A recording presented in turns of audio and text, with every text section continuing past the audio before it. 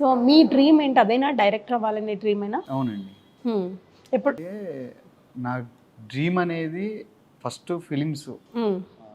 నేను అంటే పెద్ద మూవీసా? పెద్ద మూవీస్ చేయాలి, ఫిలిం డైరెక్టర్ అవ్వాలి, మంచి యాక్టర్ అవ్వాలి. అంటే పర్టికులర్గా డైరెక్షను, యాక్టింగ్ ఈ రెండాటిలో ఏది ఇష్టం అంటే నేను యాక్టర్ని అవ్వాలనేది బేసిక్గా నాకు కోరిక అనమాట. ఓకే. సో నన్ను పెట్టి ఎవరు తీస్తారు సినిమా అని చెప్పి నన్ను పెట్టి నేనే హీరోగా యాక్ట్ చేస్తూ నేనే డైరెక్షన్ చేసుకున్నా. అట్లా నా డైరెక్షన్ మీద ఇంట్రెస్ట్ వచ్చింది. Okay okay. అది నా స్టోరీ యాక్చువల్గా. నేను యాక్టర్ కమ్ డైరెక్టర్ అవ్వచ్చు కూడా. చాలా మంది అయిన వాళ్ళు డైరెక్టర్ కమ్ యాక్టర్ అయిన వాళ్ళు బోలెడు మంది ఉన్నారు. అందరూ ఇప్పుడు నేను డైరెక్షన్ చేస్తాను డైరెక్టర్ అంటున్నారు. కానీ నాకు బేసిక్గా యాక్టర్ అవ్వాలని పెద్ద పెద్ద హీరోలను చూసి ఆ సిల్వర్ స్క్రీన్ మీద నన్ను నేను హీరోగా చూసుకోవాలని చెప్పి. సో నన్ను పెట్టి ఎవరు సినిమా తీస్తారు? నేను 5.6, 5.7 హైట్, పెద్ద వెయిట్ లేను, పెద్ద కలర్ లేను. ఎందుకు లేదులేండి, ఇప్పుడు ప్రతి ఒక్కరు అవన్నీ కాదు, మీ డింపుల్స్ కి మీ సొట్టబుగ్గలకి ఇవ్వాలి మీకు. అందుకని పెళ్లి చేసుకున్నాను. అందుకని నేను పెళ్లి చేసుకున్నాను అండి.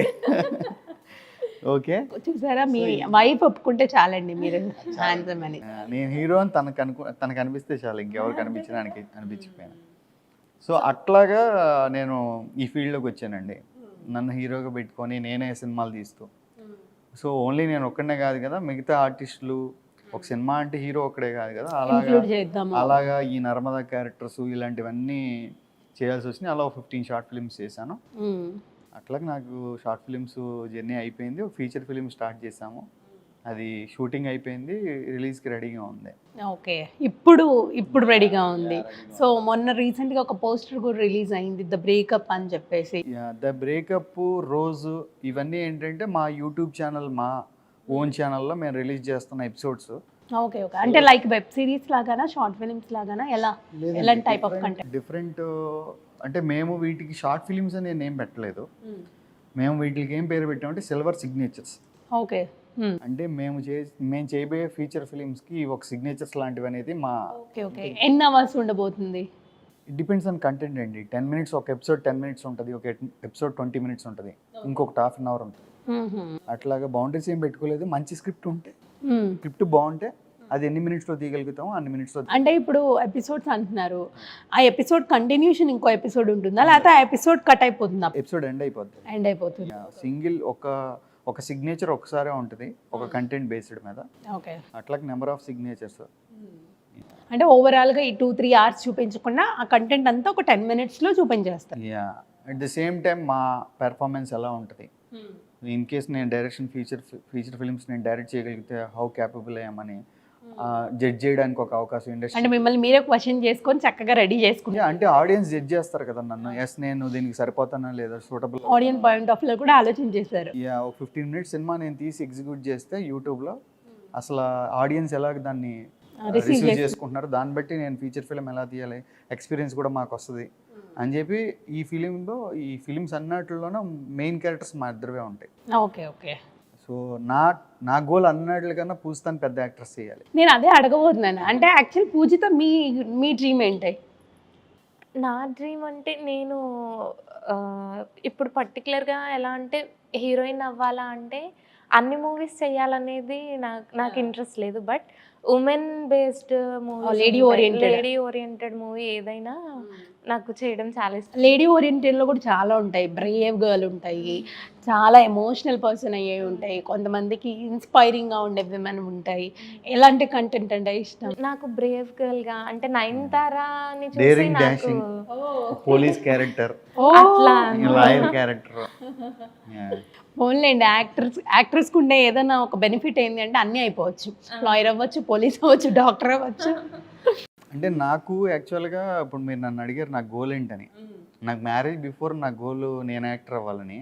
ఆఫ్టర్ మ్యారేజ్ నాకన్నా పెద్ద ఆర్టిస్ట్ తన్నే మంచి యాక్ట్రెస్ చేయాలని టార్గెట్ పెట్టుకున్నాను. అందుకే ఈ ఎపిసోడ్స్ చేస్తాను. మధ్య మోడల్ కూడా చేస్తున్నారు మీరు.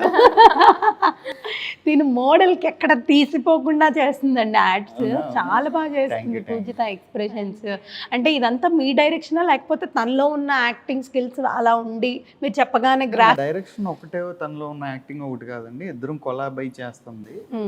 తనలో ఉన్నదండి నేను బయటికి తీస్తున్నాను అంతే. తన గ్రాస్పింగ్ పవర్ ఎంత ఉంది అంటే మీరు ఏదైనా చెప్తే వెంటనే క్యాచ్ చేస్తుంది. చాలా గ్రాస్పింగ్ పవర్ అండి. అసలు నేను ఎక్స్ప్లెనేషన్ చాలా తక్కువ చేస్తాను. అక్కడ ఏం జరుగుతుందో చెప్తాను అంతే.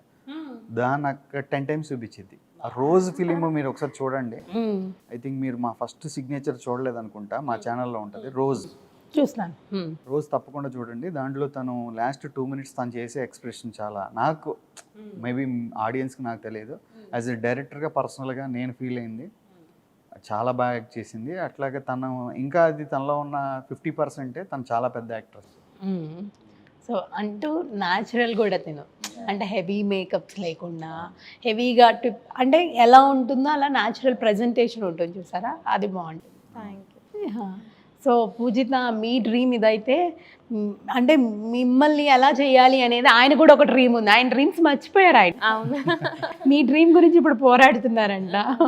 సో ఇద్దరు కలిపి ఫ్యూచర్లో ఏదైనా ఒక మంచి ప్రాజెక్ట్ చేయాలి అనుకుంటే ఎలాంటి ప్రాజెక్ట్ చేయాలనుకుంటున్నారో, అది ఎలాంటి కంటెంట్ ఇవ్వబోతున్నారు, మోరల్గానా, ఎలాంటి సపోర్ట్ ఆడియన్స్? ఇట్లాంటి ప్రాజెక్ట్ చేయాలి అని మేమేం డిసైడ్ అవ్వలేదండి.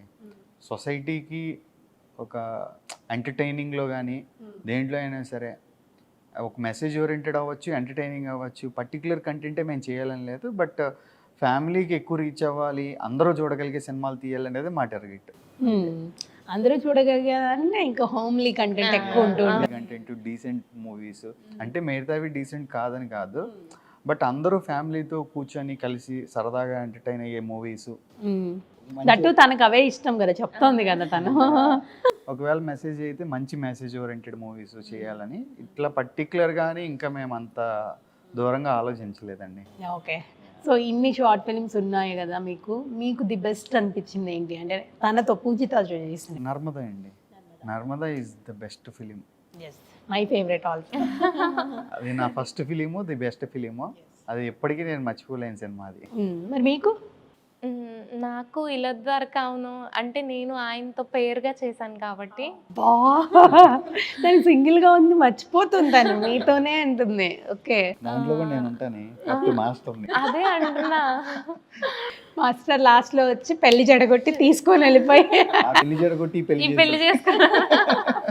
తర్వాత నేను అనుకున్నాను, నవ్వుకున్నాను. ఓకే, ఓహో ఇలా జరిగిందా, ఓహో దీనికి కంటిన్యూషన్ ఉందా, నేనే మిస్ అయ్యాను, రియల్ లైఫ్లో పెళ్లి చేసుకున్నారా వీళ్ళని షాక్ అయ్యాను నేను.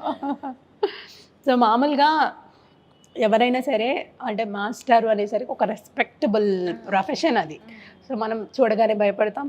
కొంతమందితో చాలా జోబియల్గా ఉంటాం, మన ఇంట్లో ఫాదర్తో ఎలా ఉంటాం, మన అన్నయ్యతో ఎలా ఉంటామో అలా కూడా ఉంటూ ఉంటాము. సో ఈ టైప్ మీకు స్కూల్లో ఉన్నప్పుడు ఈయన ఎలా ఉండేవారు మీతో? అంటే ఎంత జోబియల్గా ఉండేవారా, ఎలాంటి, లేకపోతే స్ట్రిక్ట్గా ఉండేవారా, ఎలా ఉండేవారు? స్కూల్లో బాగా స్ట్రిక్ట్గా ఉండేవాళ్ళు అనమాట సారు. చదివే విషయంలో కానీ డిసిప్లిన్ విషయంలో కానీ చాలా స్ట్రిక్ట్ అనమాట. ఇంకా కొంచెం ఎప్పుడైనా ఈవెంట్స్ ఏమైనా ఉన్నప్పుడు కొంచెం జోవియల్గా ఉండేవాళ్ళు. ఎలా అంటే నాకు సార్ని చూస్తే ఇట్లా వణికితే వాళ్ళం అనమాట. కొట్టడం కూడా చాలా గట్టి కొట్టేవాళ్ళు. అసలు నేనేమనుకున్నా అంటే పోలీసులు ఏమన్నా వస్తారేమో ఇంటికి అప్పుడు. ఇది మీ క్వశ్చన్ తెలుసా, అప్పట్లో టీచర్స్ కొట్టబట్టే ఇలా తయారు ఇంటికి వచ్చేస్తారు. అప్పుడు ఇప్పుడు పిల్లలకు ఇలా పట్టేసుకుంటారండి స్టిక్, పడే బయట కొట్టద్దు అని. ఇప్పుడు పిల్లలు స్టిక్ పట్టుకోరండి, చేతిలో ఆల్రెడీ మొబైల్ ఉంటుంది, పాకెట్లోనే బ్యాగ్లోనే ఎక్కడొక్కడ మొబైల్, కాల్ 100 మెసేజ్ వెళ్ళిపోతుంది ఇంటికి, పరిగెత్తుకుంటూ వచ్చేస్తారు. మనం ఇటు వాళ్ళని ఎర్రకన్ను చేసి చూసేలోపే పేరెంట్స్ ఆఫీస్ రూమ్లోకి వచ్చి కూర్చుంటున్నారు. ఎలా చదివితే అలా చదవనివ్వండి, మీరు డిస్టర్బ్ చేయొద్దని. డిప్రెషన్లోకి వెళ్ళిపోతారు, ఇట్లాంటివి మాట్లాడుతూ ఉంటారు. అప్పుడు చాలా భయపడేదాన్ని అనమాట సార్కి. నేనేమనుకున్నాను అంటే 5th నుంచి 10th వరకు నేను 5thలో జాయిన్ అయ్యాను స్కూల్లో. నేను వెళ్ళిపోయే వరకు సార్తో ఒక్కసారి కూడా కొట్టించుకోవద్దు, నేను స్టడీస్ పరంగా ఎప్పుడు కొట్టించుకోవద్దు అనుకున్నాను. స్టడీస్ పరంగా ఎప్పుడు కొట్టలేదు, కానీ లేట్గా వెళ్ళానని చెప్పి స్కూల్కి ఒకరోజు కొట్టారు. అలా ఎలా కొడతారు మీరు? కొట్టారు. ఇప్పటికి గాయం ఉందండి. తెలియదు కదండి, అప్పుడు నేను పెళ్లి చేసుకుంటాను. రాయండి, ఇప్పుడు పోతుంది అది ఆ గాయం. కాదు మేడం, నేను అప్పుడు పెళ్లి చేసుకుంటానని తెలియదు. చూసారా పార్షియాలిటీ. నాకు కూడా ఆ వీరబ్రహ్మం గారికి తెలిసినట్టు ఏమన్నా ఫ్యూచర్ గురించి తెలుసుంటే మేబీ కొట్టేవాడిని కాదు. ఎందుకు వచ్చింది లేదు రేపు మళ్ళీ నేను కొట్టించుకోవాలి అట్లా కడతావు అని చెప్పి జాగ్రత్త పడేవాడిని. అంటే మామూలుగా మీ పేరెంట్స్ని అడిగారు కదా మ్యారేజ్ చేసుకుంటున్నాను, మీ పేరెంట్స్ మీకు చెప్పినప్పుడు ఎలా యాక్సెప్ట్ చేశారు మీరు వెంటనే? అంటే ఇంకా మామూలుగానే మేము పేరెంట్స్ మాట వినడం. అమ్మ ఏంటంటే ఇప్పుడు ఇండియన్ మామ్స్ అని చెప్పి కళ్ళతో చూస్తే ఆగిపోతాం కదా, మా మదర్కి మేము ముగ్గురం అట్లా ఆగిపోయేవాళ్ళం అనమాట. అంటే జోవియల్గా ఉండేవాళ్ళు, కానీ మమ్మీ అంటే భయం కూడా. ఇంకా మమ్మీ ఏది చెప్పినా మా మంచికి చెప్తుంది అని చెప్పి, డాడీ చనిపోయారు, మమ్మీ ఏ డెసిషన్ తీసుకున్నా మా మంచి కోసమే తీసుకుంటారు. మమ్మల్ని చూసుకుంది ఎక్కువ మా అమ్మమ్మ అండి. అమ్మమ్మ డెసిషన్ తీసుకున్నది మా మమ్మీ, మేము ఫాలో అవుతాము. ఇంకా అమ్మమ్మ ఏది అంటే మీకు మామయ్యలు కానీ బాబాయ్లు ఇట్లా ఎవరు అందరూ ఉన్నారు. సపోర్ట్? అందరూ ఉన్నారా? ఓకే ఓకే ఇంకా చాలా పెద్ద ఫ్యామిలీ వాళ్ళది, ఓకే ఓకే. చాలా పెద్ద ఫ్యామిలీ. అందరూ డాడీ ఉమ్మడి వాళ్ళ కుటుంబం, ఒకే చోట సైడ్, ఉంటారు. మమ్మీ వాళ్ళ సైడ్ పెద్ద ఫ్యామిలీ. ఓకే ఓకే ఇంకా అమ్మమ్మ ఏది చెప్తే అది మంచిదే కదా మాకు కూడా అని చెప్పి ఓకే అని చెప్పేసి ఓకే అని చెప్పేసి ఈయన ఇలా ఇలా ఎగురుతూ వెళ్ళి మండపం సెట్ చేసుకొని మా పెళ్లి ఫిక్స్ అయ్యాక పెళ్ళి అవ్వడానికి 2 years 2 years. 2 years గ్యాప్ అయింది. ఓకే. ఫిక్స్ అయ్యి మ్యారేజ్ చేసుకోవడానికి మధ్యలో 2 years గ్యాప్ ఉందండి. 2 years గ్యాప్ వచ్చిందా? ఎందుకు అంత గ్యాప్ తీసుకోవడం? అంటే జస్ట్ తనకి 18 years కంప్లీట్ అయినాయి కానీ 18, బట్ అంత ఇంట్రెస్ట్ లేదు. నాకు కూడా ఈ ఏజ్లో కరెక్ట్ కాదు. అడిగే వాళ్ళు కూడా జస్ట్ 10th అయింది, ఇంటర్మీడియట్ చదువుతుంది అని చెప్పుకోవడానికి బాగోదు కదా అని చెప్పి ఒక 2 years గ్యాప్ తీసుకుందాము, అండర్స్టాండింగ్ కూడా పెరుగుతుంది కదా అని చెప్పి అట్లా ఒక 2 years గ్యాప్. సో ఇంటర్మీడియట్ అవ్వగానే చేసేసుకున్నారు. ఇంటర్మీడియట్ అయిన తర్వాత చేసుకున్నాం. ఓకే.